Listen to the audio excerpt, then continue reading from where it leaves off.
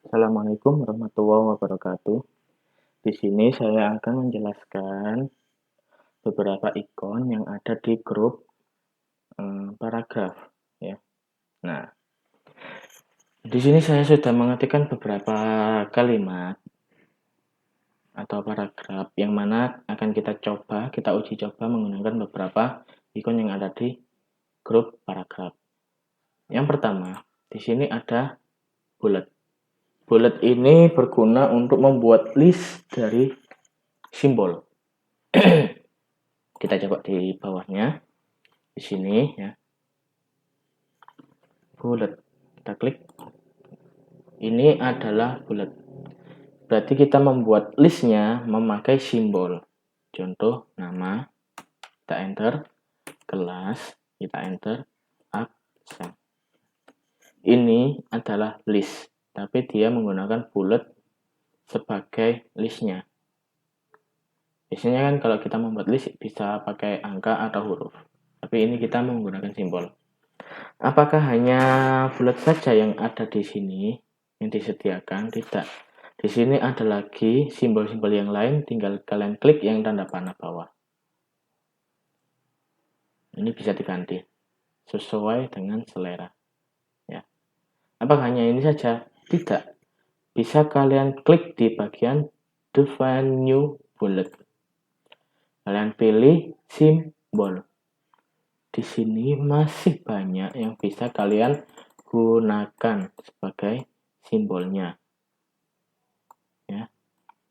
Banyak. Maka kita pakai wajib, boleh. Oke, kita klik oke. Dia akan berubah. Kemudian di sampingnya lagi ada yang namanya numbering. Numbering ini sama membuat list, cuman dia terbuat dari angka dan huruf. Kita klik ya. Ini angka. Kita coba nama, kita enter, kelas, kita enter, absen. Khusus yang numbering ini dia menggunakan angka dan huruf. Hurufnya bagaimana? Kita coba, kita del lagi, kalian klik yang tanda panah bawah. Nah, ini ada huruf A, B, C, D. Bisa nama, kelas, absen. Seperti itu. Apakah hanya angka dan huruf? Tidak, ada Romawi juga di sini. Ya, bisa kalian pilih. Kemudian di samping numbering ada yang namanya multi-level list. Multi-level list ini sama fungsinya seperti numbering atau bullet. Cuman dia menggunakan level untuk membuat listnya. Level itu bagaimana? Dia berderet. Ya, contohnya seperti ini. Oh, maaf. Ini saya hapus dulu. Seperti ini. Saya enter, saya pakai model list. Saya bikin yang ini.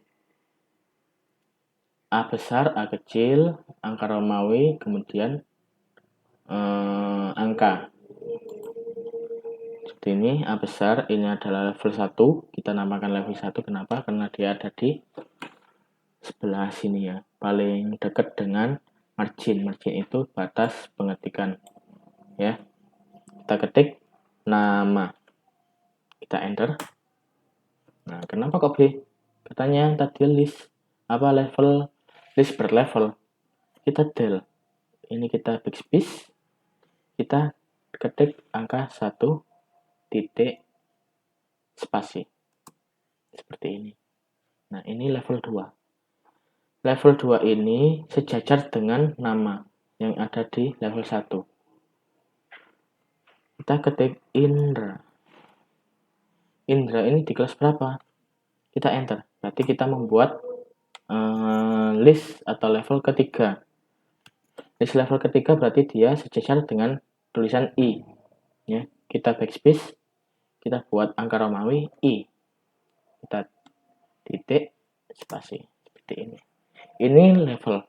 Jadi A ini A besar, ini level 1, kemudian angka ini level 2, angka Romawi I1 ini level 3 seperti itu ya. Kelas 2 kelas 1 A gitu. Kelas 1 apa? Dibagi lagi kita menjadi ke level 4 bisa. Kita enter, kemudian kita backspace, kita buat A kecil titik spasi. Nah, ini level 4. Kelas 1 A. Sampai berapa levelnya? Tergantung pemakaiannya. Ini bisa digunakan saya berlevel-level seperti ini. Sejajar. Ya. Kemudian ini saya hapus dulu.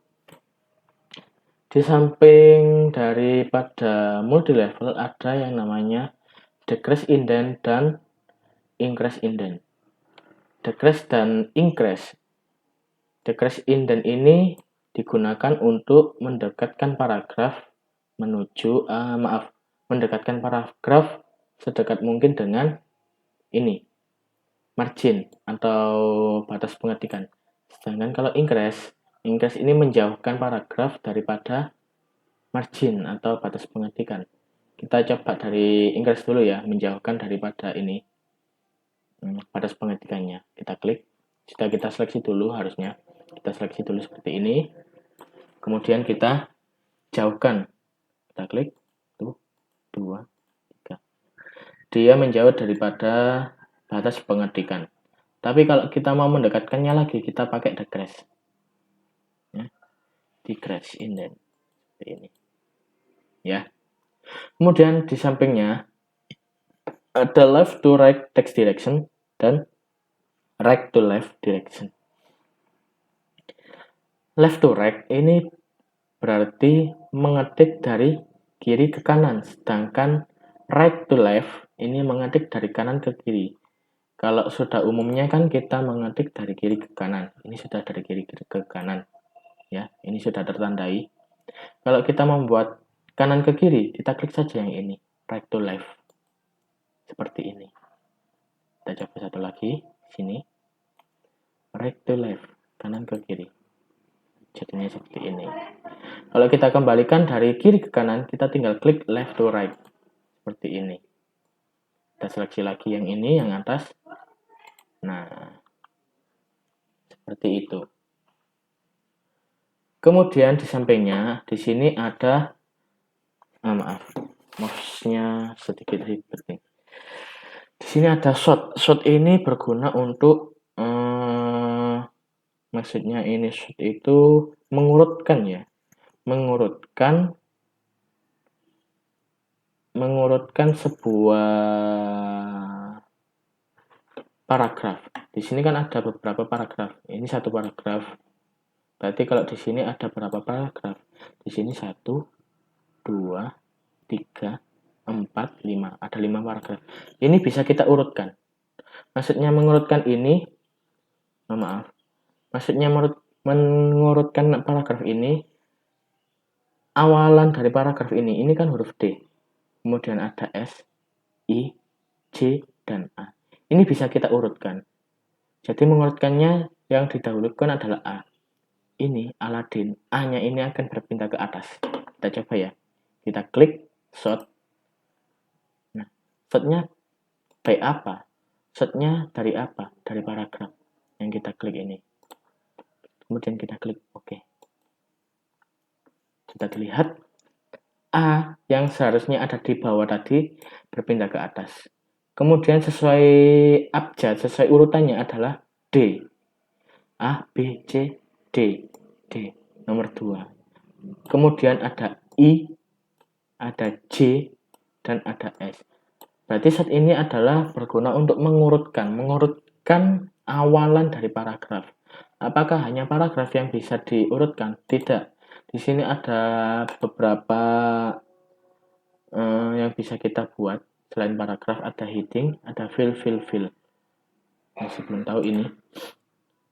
Tapi gunanya sama. Seperti di Excel kan ada yang berguna untuk mengurutkan. Ini yang diurutkan adalah paragraf. Kita kembalikan lagi ya. Nah, ini sudah kembali. Kemudian di samping sort ada yang namanya show atau hid.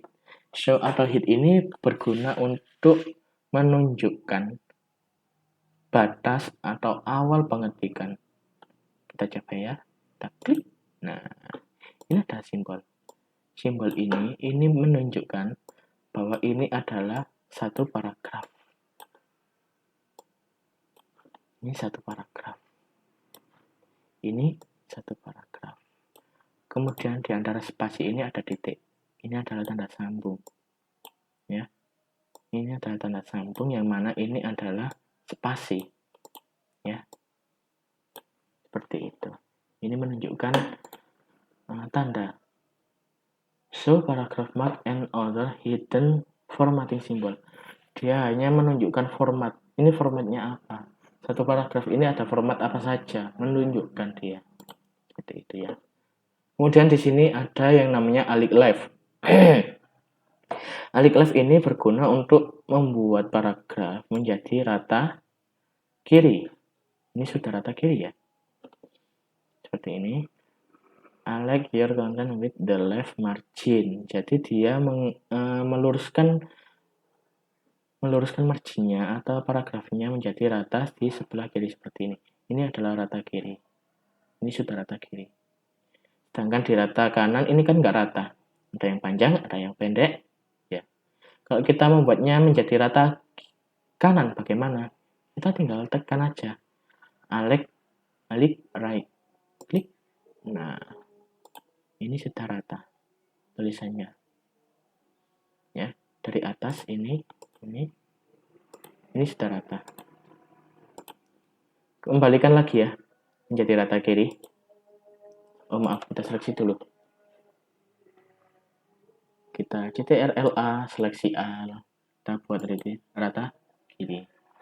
Kemudian di tengah-tengahnya ada center. Ini membuatnya menjadi rata tengah. Kita klik. Kelihatan kan? Dia menjadi rata tengah. Jadi antara kiri dan kanan tidak rata, namun dia menjadi rata di bagian tengah. Semuanya ada di tengah. Seperti itu. Kita seleksi A, Ctrl A, kita buat rata kiri lagi. Kemudian ada Just TV. Just TV ini membuatnya menjadi rata kanan dan kiri. Kita klik. Just TV. Maksudnya yang rata itu adalah paragrafnya menjadi rata. Kalau yang ini tidak terhitung ya.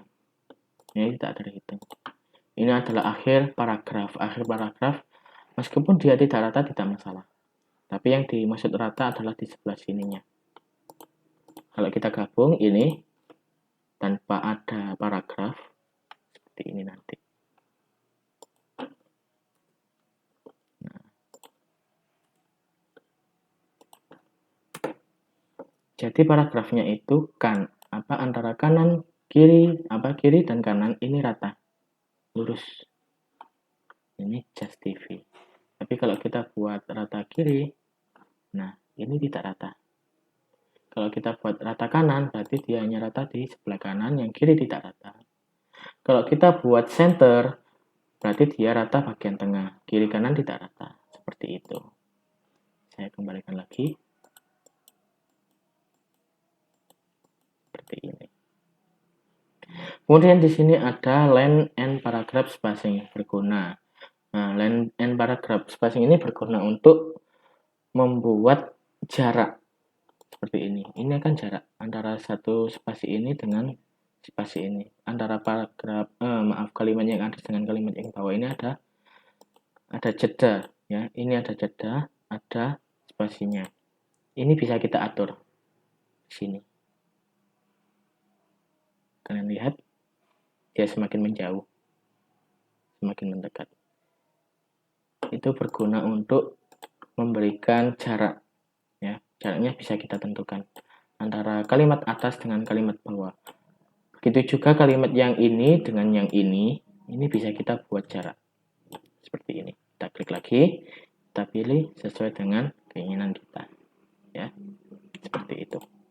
Kemudian ada yang namanya shading. Shading ini berguna untuk memberikan background di belakang paragraf. Seperti ini kita kasih background. fungsinya ini hampir sama dengan teks highlight. Cuma teks highlight ini hanya beberapa teks saja yang bisa diseleksi ya, yang kita seleksi saja. Seperti ini. Hanya beberapa. Tapi kalau yang shading ini semuanya. Jadi semua teks itu dibuat, atau semua yang satu paragraf ya, yang satu paragraf. Contoh yang ini, satu paragraf ini akan kita setting. Meskipun tidak kita seleksi, ya, hanya kita klik saja, kemudian kita setting, maka satu paragraf ini terseleksi sampai di batas pengetikan. Berbeda dengan teks highlight ya. Teks highlight ini hanya beberapa teks saja, dan ini harus kita seleksi. Kalaupun tidak kita seleksi, tidak akan berguna teks highlight ini. Jadi harus kita seleksi dulu. Seperti ini. Nah, ya, berbeda dengan teks highlight, kalau setting itu memberikan background dalam satu paragraf, tapi kalau teks highlight memberikan background terhadap beberapa kalimat saja. Ya, kita kembalikan. Kemudian yang terakhir, ini ada border. Border ini memberikan garis antara satu paragraf dengan paragraf yang lain. Kita coba. Kita klik, kita buat alt border. Ini satu paragraf. Satu paragraf ini kita buat border. Kita membuatnya menjadi diberikan kotak ya. Bagaimana kalau semua yang saya seleksi ini saya beri border? Ini kan ada seberapa paragraf ini? 1, 2, 3, 4, ada 4. Berarti keempat paragraf ini ada bordernya masing-masing, ada kotaknya masing-masing. Kita klik. Jadi border ini berguna untuk memberikan kotak atau batas bahwa ini adalah satu paragraf, menandakan ini satu paragraf. Ya. Seperti itu. Paham dari sini? Ini adalah beberapa fungsi dari ikon yang ada di grup paragraf. Semoga semuanya paham. Yang punya laptop dan komputer boleh dicoba. Yang tidak punya, disaksikan saja videonya lagi, dipahami lagi, biar nanti kalau kita sudah bisa masuk sekolah, kita bisa praktek di lab. Ya, sekian dari saya, semoga bermanfaat. Tetap jaga kesehatan. Sekian, assalamualaikum warahmatullahi wabarakatuh.